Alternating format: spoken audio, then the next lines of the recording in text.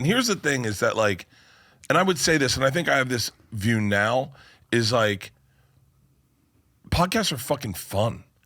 Oh my God, yeah, it's preposterous that it can be a job. You should start a podcast. If you're interested in it, do it. Yeah. It really tells you a lot about yourself. Oh boy, yeah. I mean, listening to yourself is very, very informative. yeah, and the wild shit I say. I mean, I've said some horrific stuff on podcasts. Like, not even like bad stuff about people, bad stuff about life, advice, thoughts. I mean, Well, you're on all the time, so whatever ups and downs you're going through in real life, they're going to be obvious in the show. I don't think you could. And this is what I love about the medium, and I don't know who you are idolizing, but for me, I remember Howard Stern basically saying at some point, you can't do this job and not be full kimono open. That's just the nature of the job. You got to give your whole life to it, or it just doesn't work. And I remember hearing that long before I wanted a show.